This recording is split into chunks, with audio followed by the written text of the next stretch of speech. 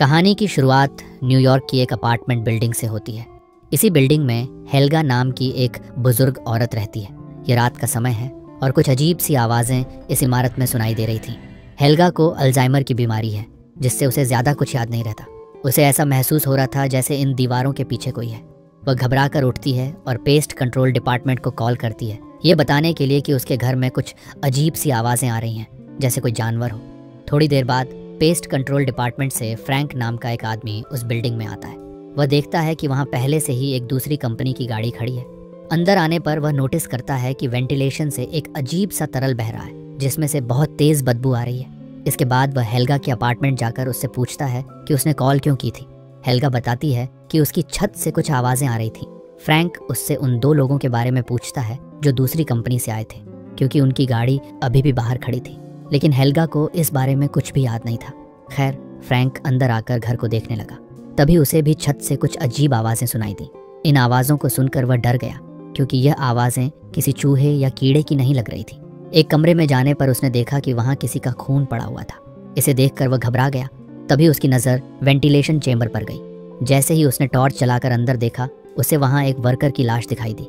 ये वही आदमी था जिसकी गाड़ी बाहर खड़ी थी।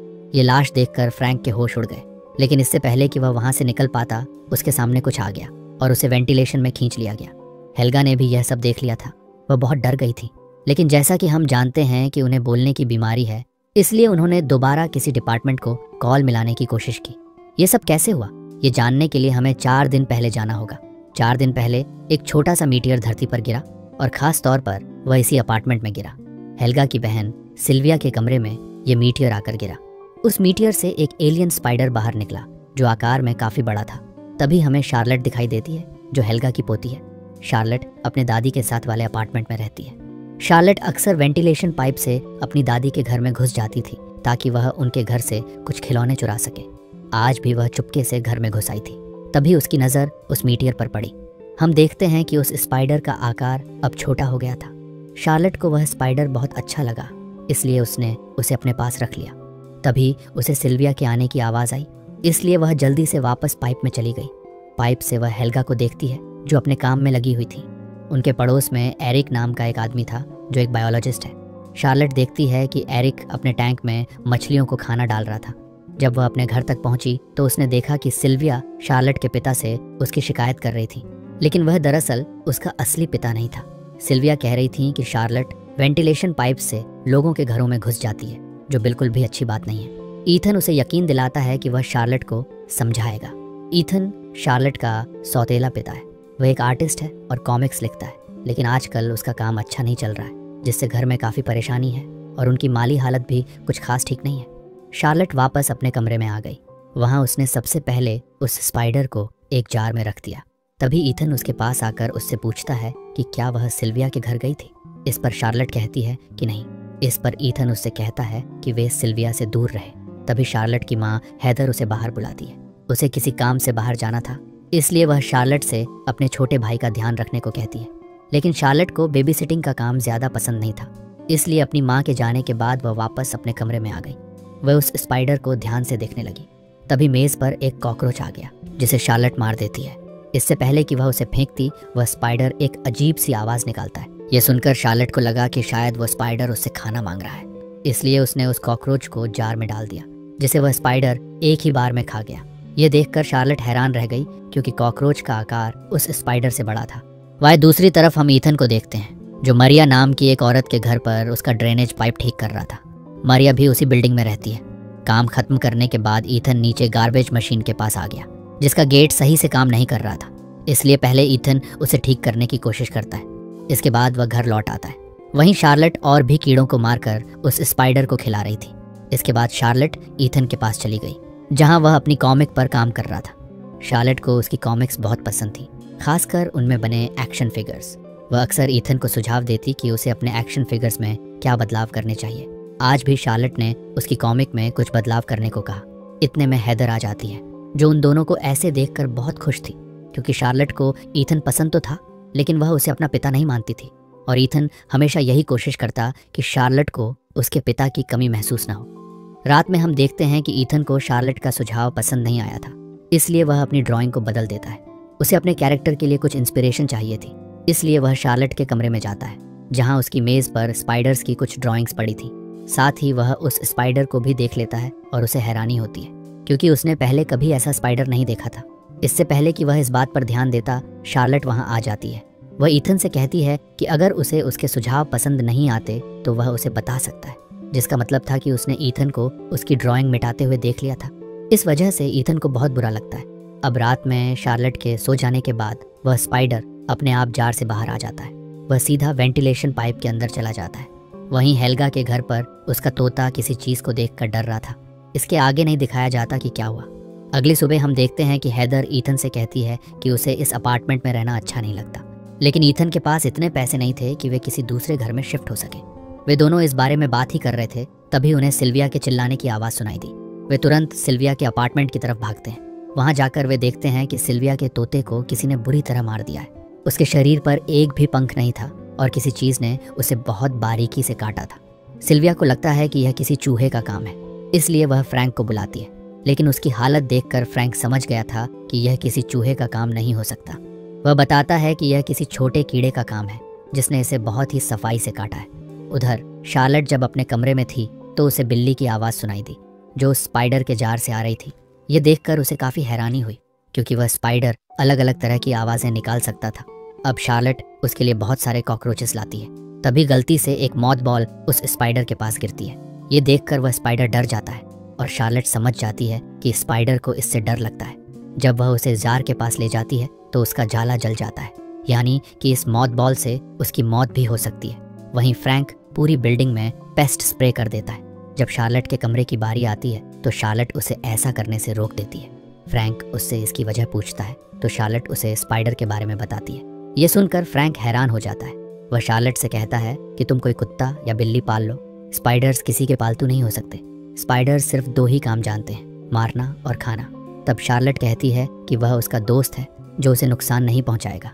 खैर, वहां से निकलकर फ्रैंक सिल्विया से अपनी फीस मांगने जाता है तो सिल्विया उसे आधी पेमेंट देती है। तब ईथन फ्रैंक से इसके लिए माफ़ी मांगता है और कहता है कि उसे इतने ही पैसों में काम चला लेना होगा क्योंकि उनकी बिल्डिंग में बहुत कम लोग रहते हैं, जिसकी वजह से मेंटेनेंस का खर्चा नहीं निकल पाता। अब रात में हम देखते हैं कि स्पाइडर दोबारा जार से बाहर आ गया और वह वेंटिलेशन पाइप्स के जरिए मरिया के घर जाता है जहां मरिया अपने परिवार को याद कर रही थी।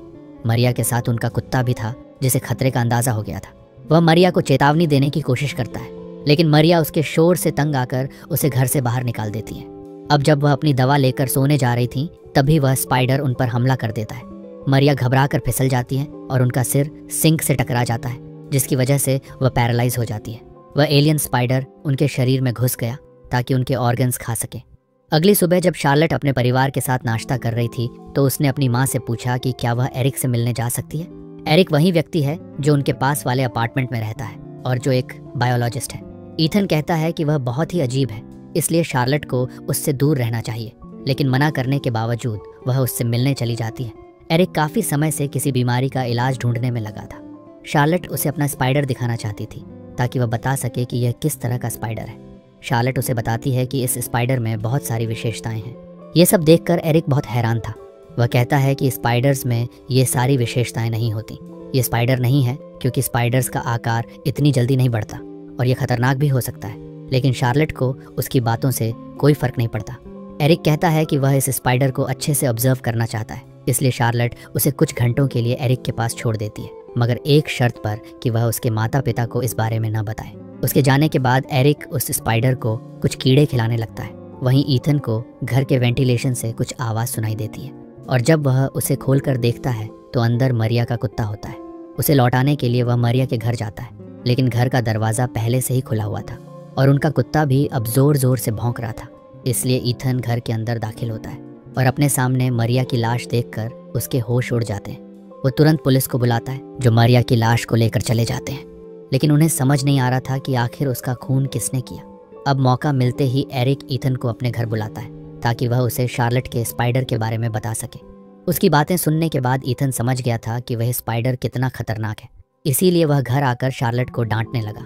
लेकिन शार्लेट ये मानने को तैयार ही नहीं थी कि उसका स्पाइडर किसी को भी नुकसान पहुंचा सकता है। शार्लेट गुस्से में ईथन से कहती है कि वह उसका पिता नहीं है, इसलिए वह उससे इस तरह बात ना करे। इस पर ईथन भी भड़क कर कहता है कि तुम्हारे पिता ने तुम्हें अकेला छोड़ दिया, बल्कि उसका नया घर यहीं पास में है, लेकिन वह कभी तुमसे मिलने नहीं आता, लेकिन मैं तुम्हारे साथ हूँ।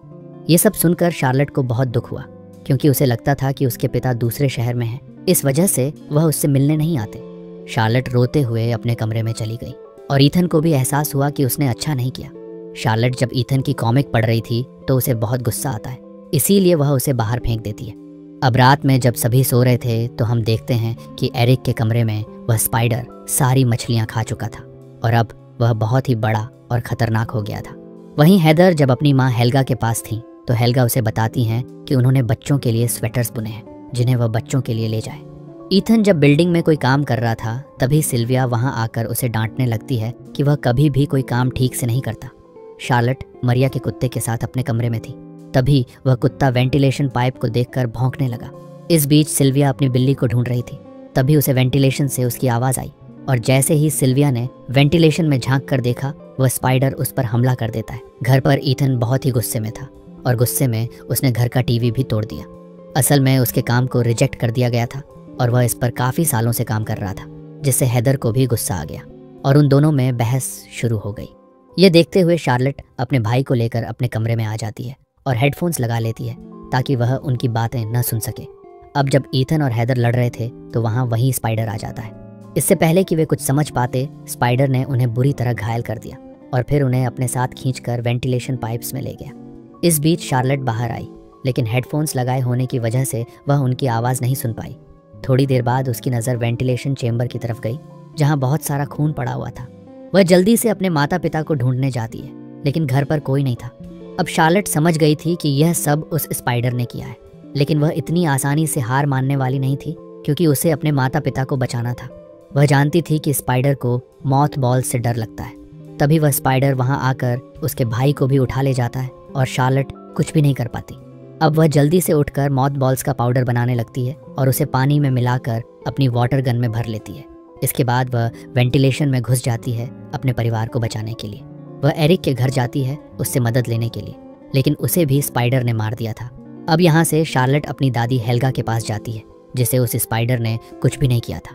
तभी शार्लेट उनकी स्वेटर को सूंघती है, जिससे वही मॉथ बॉल्स की महक आ रही थी, क्योंकि वह कीड़ों को खुद से दूर रखने के लिए अपनी जेब में मॉथ बॉल्स रखती थी। यही वजह थी कि स्पाइडर ने अब तक हेल्गा को कुछ नहीं किया था। शार्लेट उसे कहती है कि वह यह स्वेटर न उतारे और जैसे ही फ़ोन सिग्नल वापस आए वह पुलिस को कॉल कर ले। लेकिन हेल्गा को भूलने की बीमारी थी, इसलिए वह फ्रैंक को कॉल कर देती है। ईथन की आंख खुलती है तो वह देखता है कि वह स्पाइडर वेब में बंधा हुआ है और सिल्विया भी उसके साथ ही है। वह उसे बचाने की कोशिश करता है, लेकिन इससे पहले कि वह कुछ कर पाए उसका जाल टूट जाता है और वह सीधे नीचे गिर जाती है। अब शार्लेट हेल्गा के घर में रखे सारे मॉथ बॉल्स उठाकर उनका पाउडर बनाती है और फिर उसे छोटी छोटी बोतलों में स्टोर कर लेती है। तभी उसे वेंटिलेशन से कुछ आवाज़ सुनाई देती है। जब वह उसे खोल कर देखती है तो वहाँ ईथन होता है। शार्लेट जल्दी से एक बोतल का पानी उस पर डाल देती है, जिससे वह जाल पिघलने लगता है और ईथन आज़ाद हो जाता है। लेकिन तभी वहाँ वह स्पाइडर भी आ जाता है जिसने शार्लेट पर हमला किया, लेकिन शार्लेट उस पर भी वही पानी डाल देती है, जिससे डर कर वह भाग जाता है। इसी बीच फ्रैंक भी बिल्डिंग में आ चुका था और ये वही सीन है जिसे हमने मूवी की शुरुआत में देखा था। स्पाइडर फ्रैंक पर भी हमला करता है, लेकिन उसके पास एक नेल गन होती है, जिससे वह स्पाइडर पर हमला कर उसे कुछ देर के लिए भगा देता है। लेकिन नेल की वजह से वहाँ के पाइप से पानी लीक होने लगता है, जिससे मॉथ बॉल्स के पानी का असर कम होने लगता है और अब वह स्पाइडर दोबारा से वापस आ जाता है, जो फ्रैंक को खींचकर अपने साथ ले जाता है। उधर ईथन देखता है कि हेदर और उसका बच्चा गार्बेज कंटेनर में है, इसलिए वह अंदर जाकर उन्हें बचाने की कोशिश करता है और आखिरी मॉथ बॉल्स का पानी उन पर डालकर उन्हें बचा लेता है। लेकिन अब वे लोग वहां फंस चुके थे और स्पाइडर उनकी तरफ बढ़ रहा था। ईथन को ख्याल आता है कि कंटेनर का दरवाज़ा इलेक्ट्रॉनिक है, इसलिए वह उसे बंद करने की कोशिश करता है, लेकिन उसका प्लग ढीला हो गया था। इसलिए ईथन उसे लगाने के लिए भागता है, लेकिन इससे उसे झटका लग जाता है और वह बेहोश हो जाता है। और इससे पहले कि स्पाइडर उन पर हमला करे, शार्लेट वह बटन दबा देती है और स्पाइडर दरवाजे के नीचे दबकर मर जाता है। इसके बाद हेदर ईथन को CPR देने की कोशिश करती है। खुशकिस्मती से ईथन की जान बच जाती है। उसे जिंदा देखकर शार्लेट बहुत खुश होती है। वह उसे गले लगाकर पहली बार पिता बुलाती है। ये सुनकर ईथन भी भावुक हो जाता है और सभी एक दूसरे को गले लगाते हैं। उन्हें लगता है कि अब सब कुछ ठीक हो गया है। लेकिन मूवी के आखिरी सीन में हम देखते हैं कि उस स्पाइडर के शरीर में बहुत सारे अंडे थे, जिनमें से एक अंडा फट जाता है और इसी के साथ ये मूवी खत्म हो जाती है।